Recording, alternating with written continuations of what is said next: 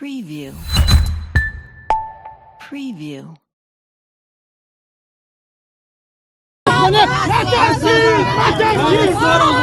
Elahe had never taken part in protests before. Now in exile in Italy, she says that after Mahsa Amini's death, she felt compelled to take a stand. That's the sound of the bullet that changed her life.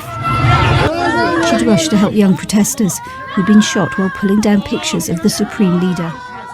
She came here for medical treatment. Surgeons removed the bullet from her head, but couldn't save her right eye. It was like losing a loved one. An eye is a part of someone's beauty. I'm just one of many wounded protesters. Even though he shot my eye, my heart is still beating. My heart beats for life, for Iran, for the people of Iran. It beats too, with the agony of separation for her twins now being looked after by their grandparents.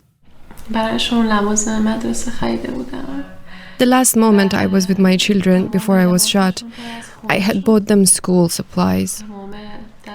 All their clothes and hands were covered with blood, and they kept shouting, "My mom was killed." It was a tough moment. I can never forget it. Thank you. So many Iranians suffered terribly in a brutal crackdown against the women-led uprising. Hundreds were killed. Thousands upon thousands were arrested and 7 executed. The protests eventually died down, but not the widespread fury that had ignited them. One Western diplomat estimates that around the country about 20% of Iranian women now go out unveiled.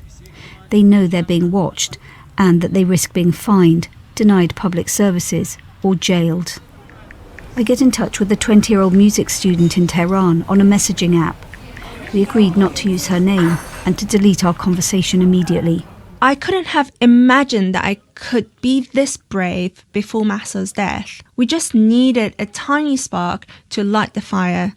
So even though I feel scared to my bones, whenever I pass the morality police, I keep my head high and I pretend that nothing is happening.